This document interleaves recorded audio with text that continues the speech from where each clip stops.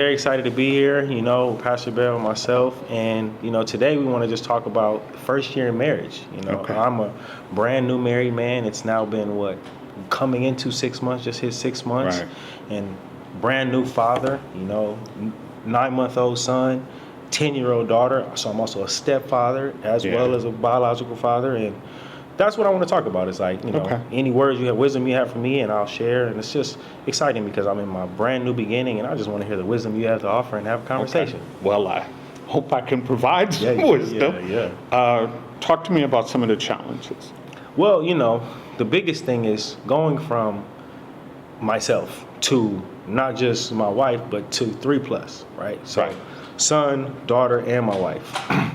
So really the biggest thing was like, everything was so new, so fast, and it was like all the things that I did before aren't transferring over. Yeah. Right? And now it's like how I carry myself, what I thought I was gonna be talking about, how I was gonna be moving, spending my time is like, that's not serving anything in this household. That's not helping what we're trying to do. So really it was a matter of like just shedding the old identity of how I did things as a single man, right? Okay. And like what that looked like. And now like getting away from whatever I was taught, like from any man before, anything outside of marriage, and like just letting that go. You said at our wedding, you're like, it's about operating like Vegas. The house always wins. House always wins. And just that in itself was like, man, I've spent a lot of time trying to make a lot of people outside of my wife and kids the priority. Yeah. And now that's over with. And it's a shift. Yeah. One of the things I like to say is, because guys ask me, how do I prepare for marriage? Right. How will I know? Right.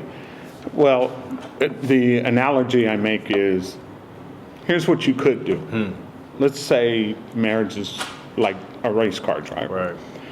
You could drive on the 405 at 100 miles an hour for about 5 years. Okay. Does not prepare you for the Indianapolis 500. right.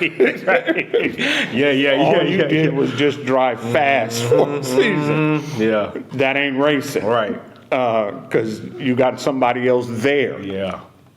So That's good. not only do you have to get up to speed, Right.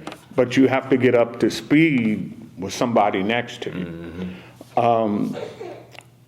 There's a couple of different dynamics of how we come into things. One is, if you prepare, and it's in stages, and you grow up, or, life is life, and we don't always do it in the ideal flow, Right. then you have to step up. Right. And the challenge for a lot of men is they're used to not taking advantage of the time to grow up. I can identify. So what winds up happening is all that time you wasted when you could have been growing up, well, when I got baby, Yeah. wife, Yeah. who's a mama, Yeah. I now have 10-year-old daughter. Yeah. All three of them I got to build relationships with. And what I say to that season is, you're out of time to grow up. It's time to step up. 100%. And the cost of that is you'll just be overwhelmed. And that's just the reality of it. Is you'll be overwhelmed because you didn't ease into it.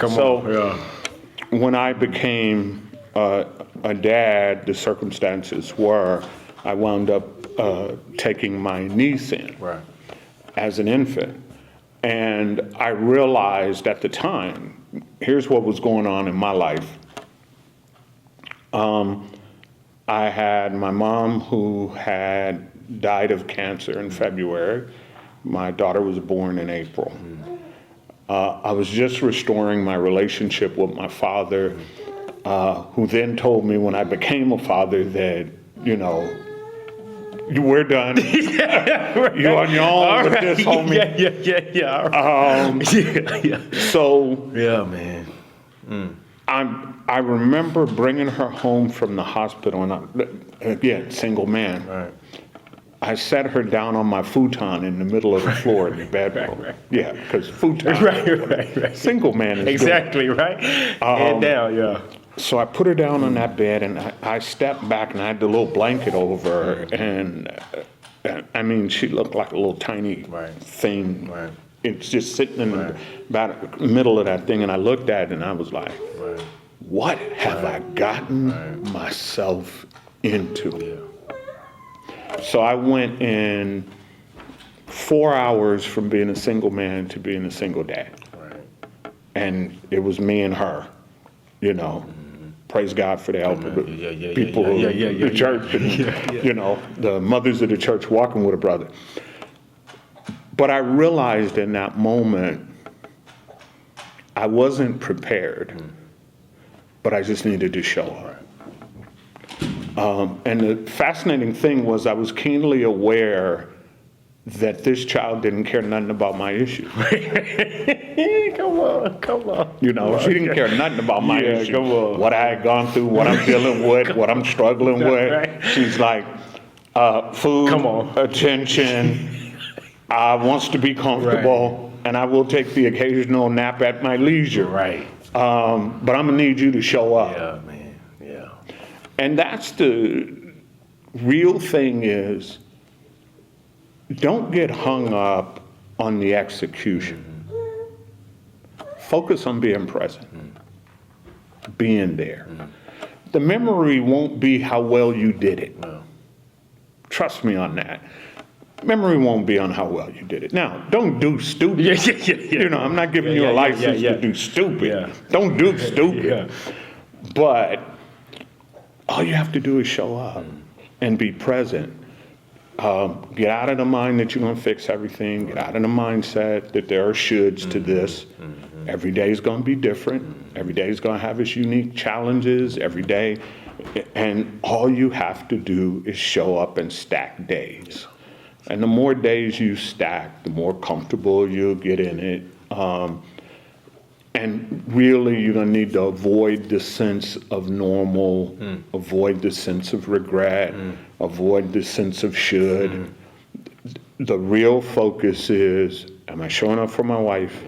Am I showing up for my daughter? Am I showing up for my son?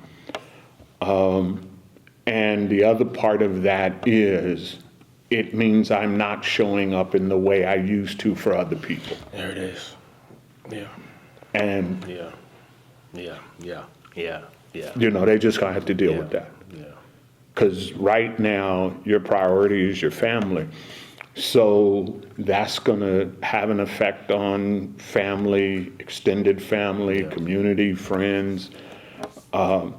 The message that you need to be sending right now is, I'm here for you three. And whatever that costs me is just what it costs me.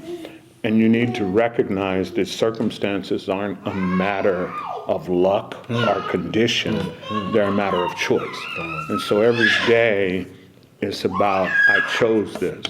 And in case anybody hears that background, They're hearing the choice. yeah, we're executing the choice. So we chose to film with you watching your son. Yes. So, and this is part of it. You have to make it work. Serious. You know, so as a single father going to church, I had to figure out how am I going to get her to church and all this other kind of stuff, get her ready, get us out the door. It's inconvenient. Right. I'm a single dad. People are looking at me funny. Right. Like trying to figure my story out because I'm rolling up in here with an infant. They don't see no wife, you know.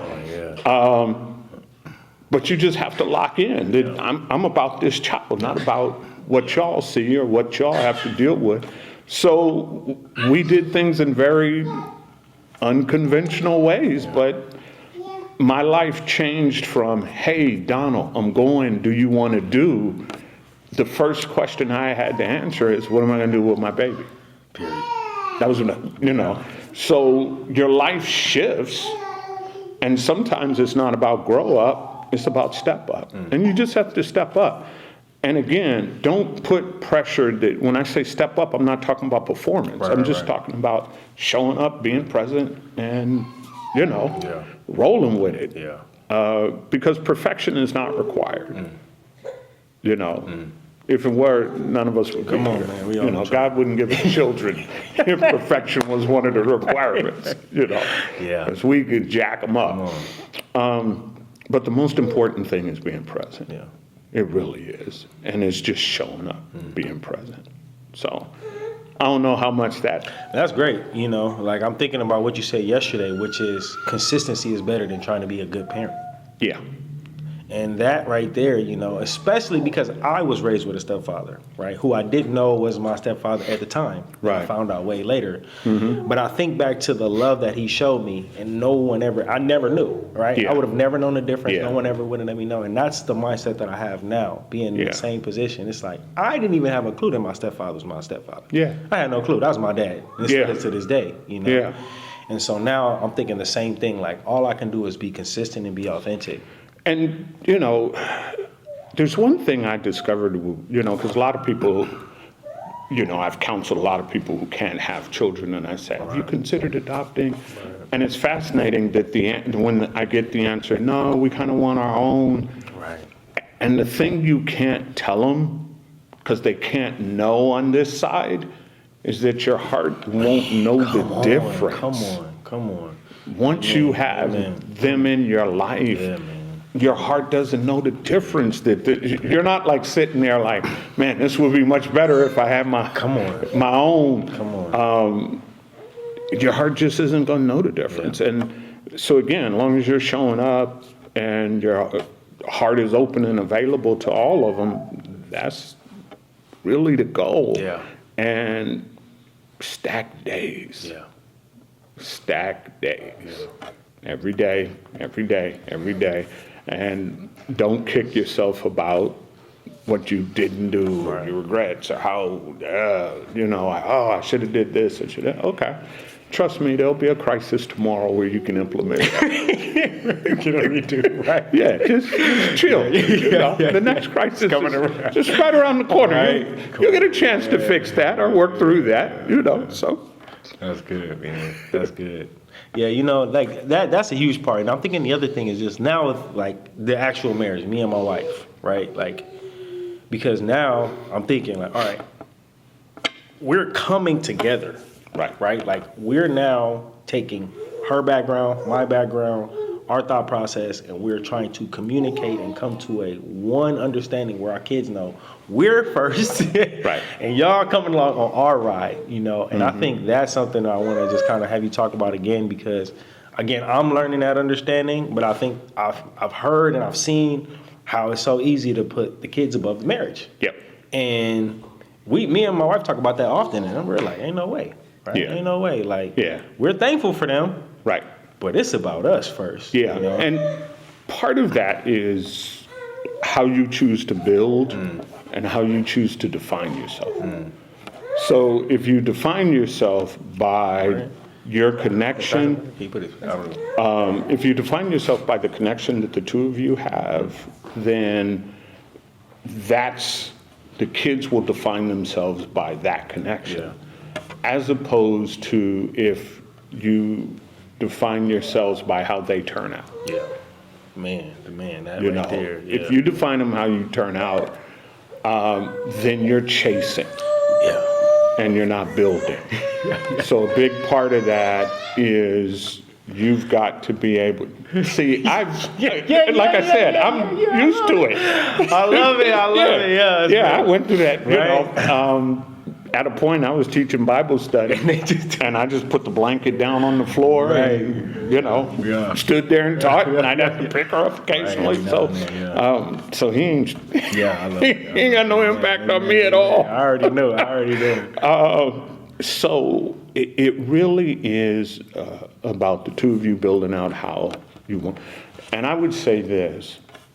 One of the things, if I had to do it again, one of the messages I would be more clear about sending is sending a message to both my wife and my children that she's my wife. Man, come on.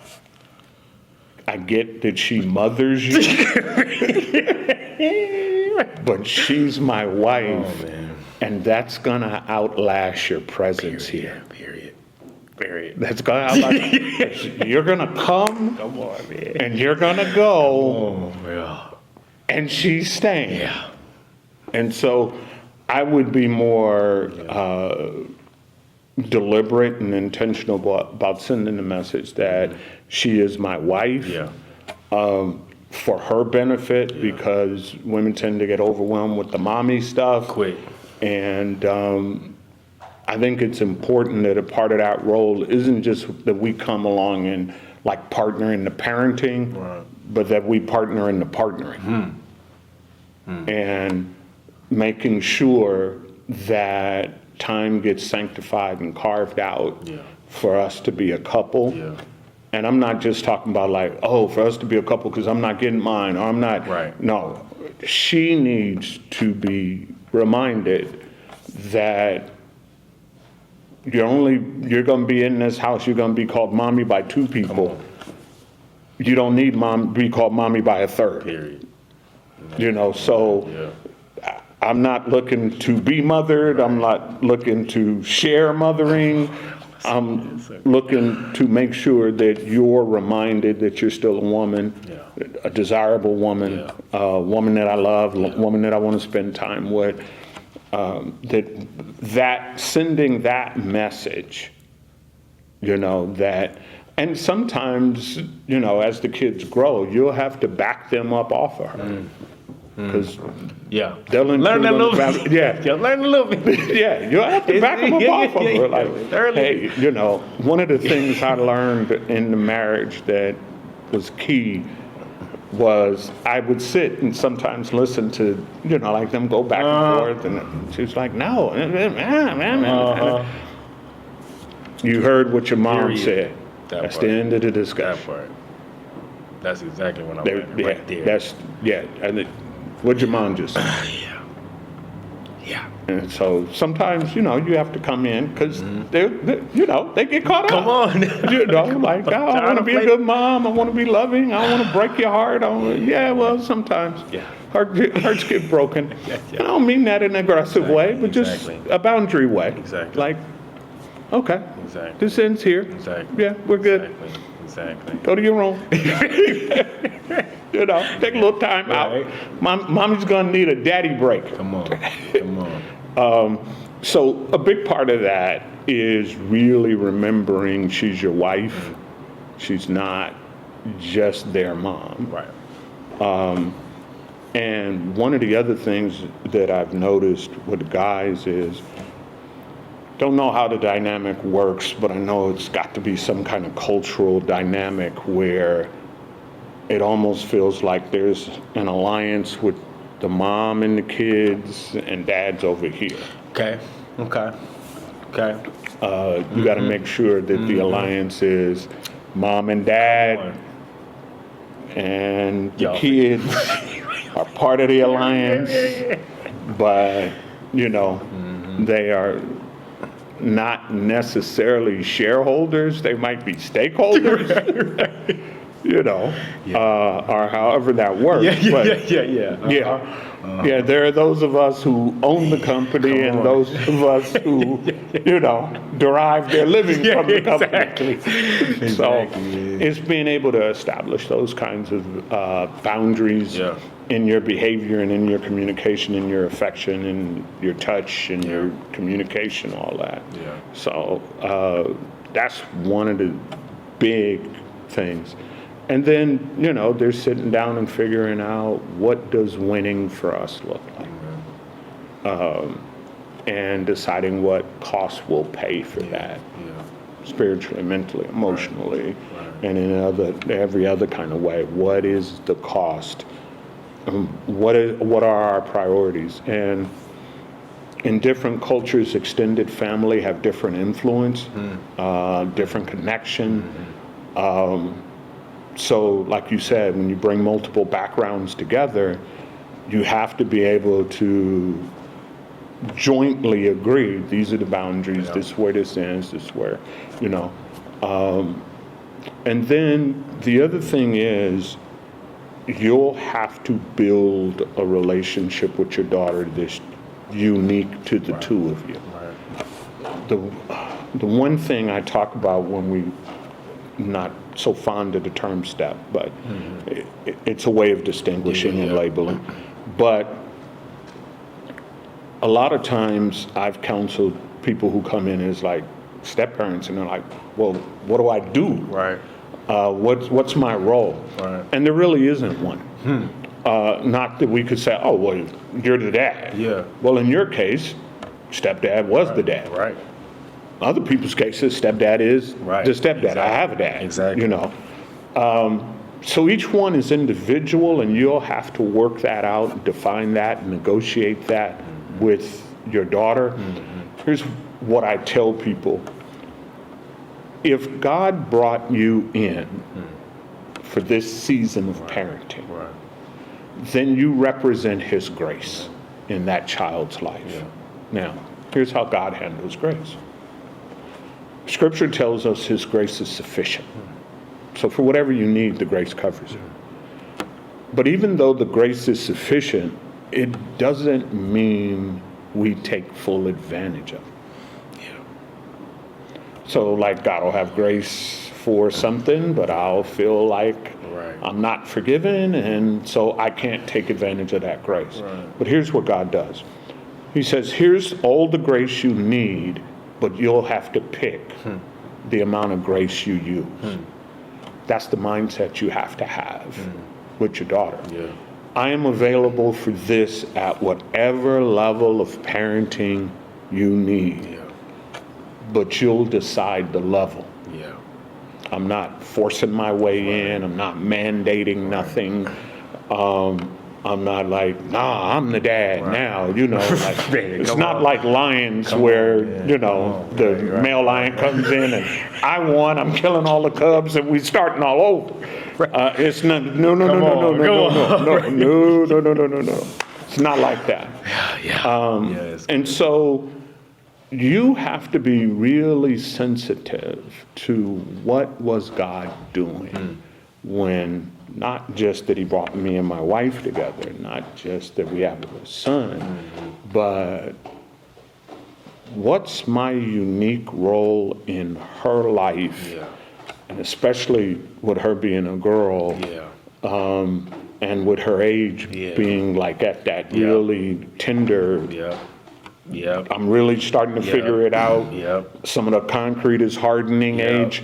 It's important that you recognize your role as grace in her life, and that the goal isn't to fix her or raise her. The goal is to provide the parental boundaries that let her grow. You know.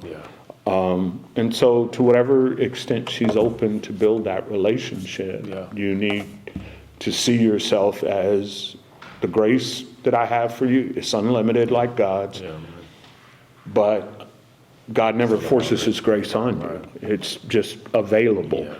And so it's available at whatever level, but the other thing is it's inexhaustible. One of the things, and again, my observation, is that those kids will test that. And what they're really trying to find is, where's like the line? And I don't even mean that in a negative way, but if I'm gonna let you in my life, I'm already dealing with whatever dynamics relative to a father, and whatever level of presence. So I'm already dealing with the idea this position isn't permanent. So if I'm already dealing with the notion that this position isn't permanent, and here you come saying it's permanent, I might be inclined to test the permanency of that and the depth of that and the commitment of that. Just as a measure of safety for me. The thing you need to keep in mind is it's not personal. It's not personal. Not only is it not personal, it's not unique. You're not unique among men. And this isn't personal, like she's sitting in the lab somewhere. Like, how do we take this dude out?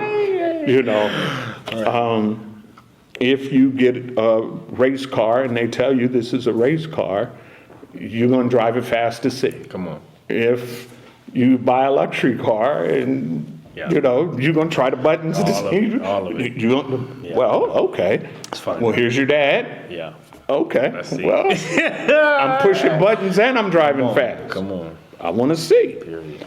And again, it comes back to what we started with. You got to show up. Yeah. You just have to show up. Yeah. And recognize that in a lot of ways, you're being asked to parent without the necessary authority to do it. So with a step parent, their real leverage is influence, not power. Facts. Yeah. Facts. So you have to get comfortable with building a relationship that's rooted in influence, not enforcement. Yeah, if I'm like with your son, okay, well, this is my child. Right. You know, there is a distinction there. Definitely. But you still have to move to that place of influence. Now, even with your son, if you're smart, you're growing to a place of influence. Right.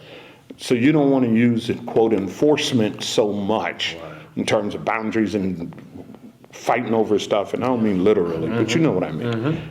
You don't want to go to war over every issue. Right. And so what you're trying to do is build an arc to where we're moving to a place where I'm more of a counselor and I have that kind of influence. But that only works with credibility, and the only way you build credibility is you have a standard, you articulate the standard, and then you keep the standard for people to be able to measure your credibility. And that's how that credibility gets built, is that like, this is what I'm about, this is who I am, this is my dad brand. And here's how you measure me when you engage. 1, I stay on task, and 2, I stay on brand, 3, I stay on message. And so being raised my stepfather, all of those things were handled excellent. In his case, I knew exactly who he was. He wasn't trying to pretend to be nothing he wasn't. I knew task-wise what for him was staying on task. And I knew what his message was to me about my growth, my development, my support, and all those types of things. So what he wound up being was present. And again, that presence is more about his excellence and character than his performance. Because, there's stuff, if I'm doing the performance, I straight pick apart. But it's not about the performance. It really is about establishing presence in her life, and countering the narrative that this position of father and a man loving you is not a permanent thing. That it is a permanent thing, that it's not a temporary thing, because currently that would be the narrative. There's no getting around it. So you've got to bring that sort of steel wrapped in velvet so she can push the wall and test the wall without, the boundaries like just striking back at her. So that becomes a real issue of just building out the relationship, carving out the relationship, having time with her, this her time, and being able to, and when I say her time, not time you see as her time. Like, we're going to a football game, like, that's going to be our time. We're going to go to a football game. That's not what I'm talking about. That's so good. Good clarity. It's her time, not like, okay. It's what I want here's your time. We're going to the truck pull, monster truck. No, it has to be her time. What is she interested in? What are her passions?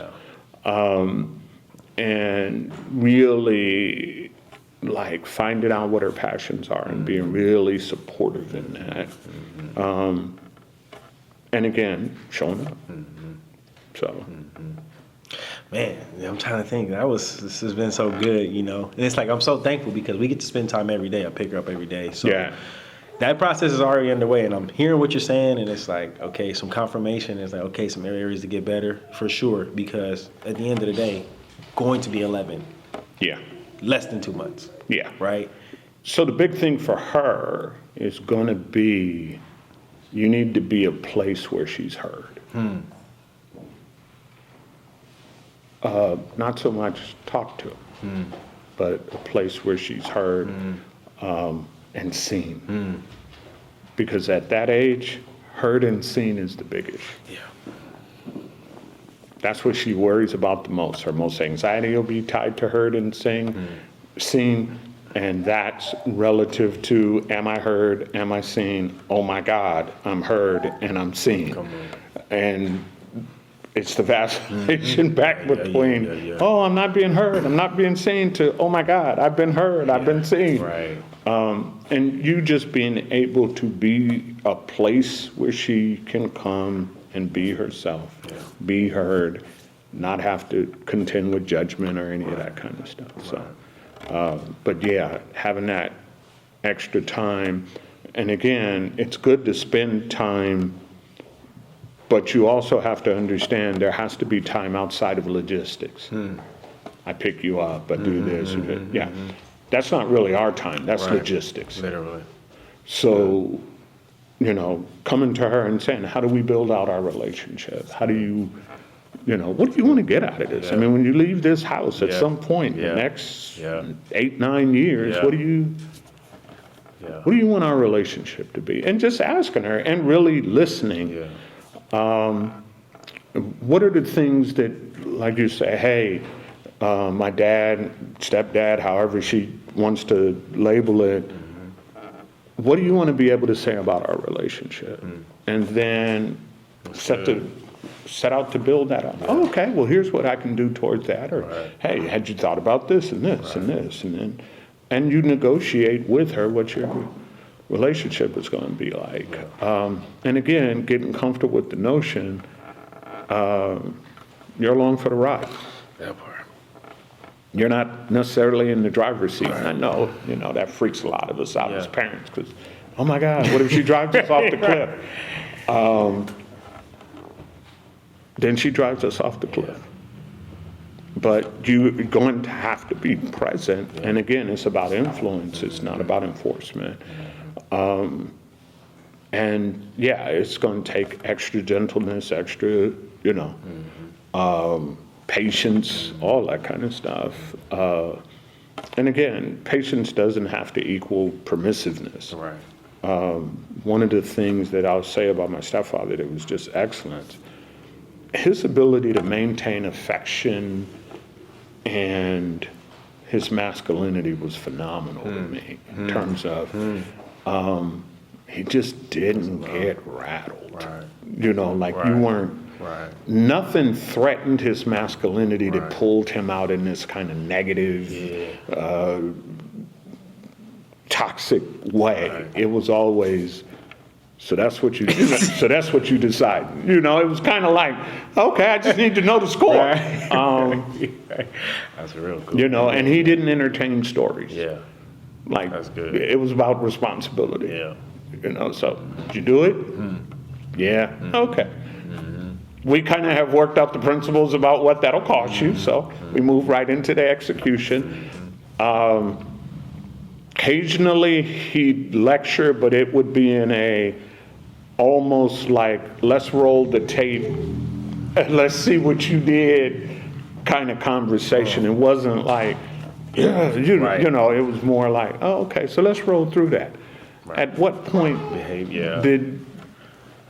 did you see that as sustainable? Because he was big on like sustainability of behavior.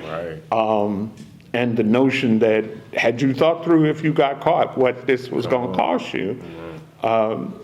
So he was just real solid and firm, but could be affectionate, kiss you on your cheek, hug you, all that. One didn't cost you the other, you know. I'm here for you. I love you. That doesn't change. but some of your choices forced me to engage you in this dynamic. Yeah. And so here we are. By your choice. Right. It's so good. This is not the way I choose to engage you. This is the way you've chose for us to engage. And he was very clear about that. And I guess the distinction between him and my father was my father had a lot of unresolved anger. And because of that, I say he practiced parental vengeance, not discipline. And I'll just leave it at that. Yeah. But punishment for him was like, you got on my nerves, and this is retaliation for that. Right.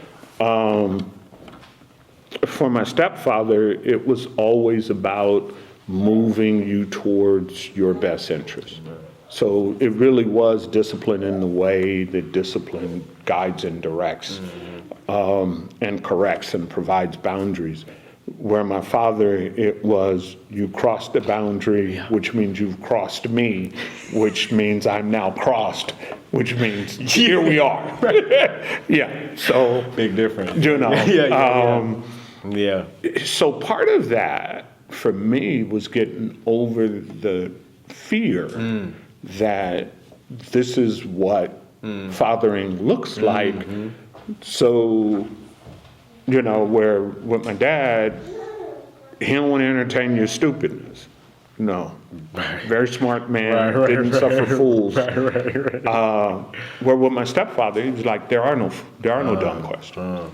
You know, and he would just endlessly entertain my curiosity, which led me to explore.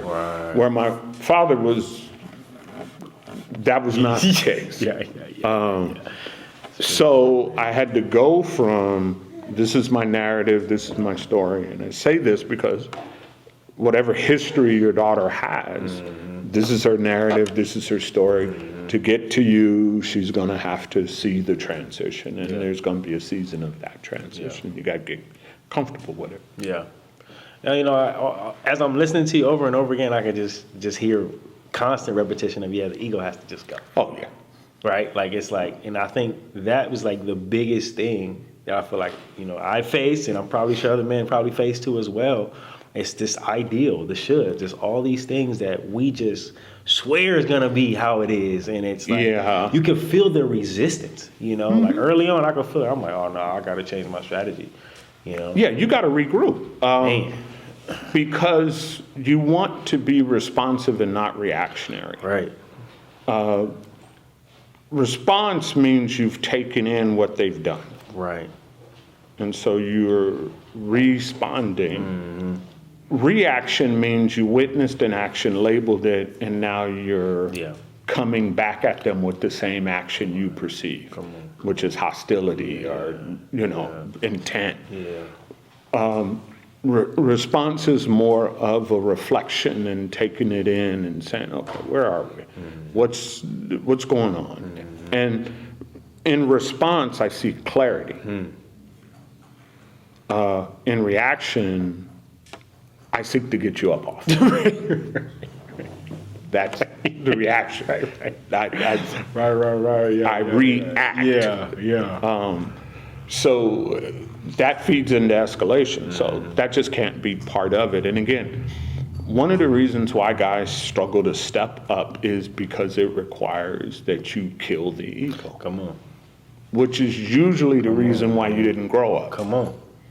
So part of that is being, you know, the hardest part for me in that season and transition of being a single dad was, dude, it's not about you. Come on, man. Because prior to that, I had really decided, okay, I'm gonna just get myself together. I'm working on my weight. I'm working on this. I'm working on that. I'm getting my life in order and all this stuff. Yeah. You know, right? I finally call it, I was preparing for the Love Sexy tour. You know, I'm getting myself in shape. I'm putting the band back together. You know, this is what I'm doing. Man, that Love Sexy tour ended quick. It was like, it ain't about you. Come on, man. It ain't about you. So, you know, the step up was the death of the ego. Man. And that's what it required. And, yeah. That's It's it. like That's on the money. egos have to die. And in the death of the ego, it isn't just that the ego has to die. What the ego is protecting is also an issue. And what I mean by that is the ego is there to protect against exposure. And then I had to come back and address what it was from an exposure standpoint that I was struggling with. Right. And now we're talking about the core shame. Right. So I had to address what were the shaming things for me. Right. The things I hadn't done well, the things that, you know, all those definitions and shoulds that I hadn't mastered. And the ego death also meant I was exposed. Yeah. And now I got to deal with what's been exposed. Yeah. And I got to come honest with, okay, so the Love Sexy tour was about covering up. You know, I'm going to look good, I'm going to do this, and my health is going to be. But they were, on the surface, it sounds like, oh yeah, you get your life together. The truth of the matter is, I was getting my life together from an external view. Come on, man. Come on. I was tightening up the stuff that people could see. Come on. I wasn't tightening up me. Period. So it's like, okay, I'm gonna keep the manufactured personality up, and I'm just gonna perfect this manufactured personality, and this manufactured personality is gonna guard my actual personality. Well, once you get rid of the manufactured personality, you're stuck with the actual personality. And so here's the question. Do you like yourself enough to think that you're even worthy of love? That you're worthy of success? That you have the capacity to even pull it off? Are you enough human that you can be human? Yeah. And that's okay? Yeah. Or is this person coming out and going to be exposed, and his harshest critic is going to be in my head, between my ears? Right. All that had to get addressed too. And with that, I had to release all the past failure. Yeah. It's good. Because there'll be people watching who want to bring all that up. Man, just make me jump out this. They want to bring all that up. But here's the thing, I'm telling you, here's the thing to remember. Oh, man. You're trying to make history with Come your on, family. man. Well, if you're trying to make history, you can't rehearse the past. Amen. So a big part of this is getting comfortable with your past and even leaning into it. Yeah. From this standpoint, where I don't try to defend it and I don't try to hide from it, I lean into it. Yes, that's what that was. That's how that went down. And now moving forward, I'm hoping to make different decisions and have different judgments and do different things. Yeah. But I'm not running from it, I'm not hiding it, I'm not defending it. One of the things, especially when you know when somebody is stepping up, they stop defending the indefensible. Yeah, I don't know what to tell you on that. I blew that major. Come on. But here I am now. You know. Behind all of that grace I talked about is God saying, I have new mercy every day. Why? Because the grace is available for you today. Should you not take it, I have new mercy in the morning. Come on. And that's the game. Yeah. That's so good. Yeah. And so the goal is to take that grace in the day you have it, so that you limit the amount of mercy you need the next day. On, man. So it's about, that ego got to be exposed, and that ego has to die. Yeah. And I mean like an execution type dynamic. Serious. So, yeah. Serious. Yeah, man. I mean, that was huge. That was huge.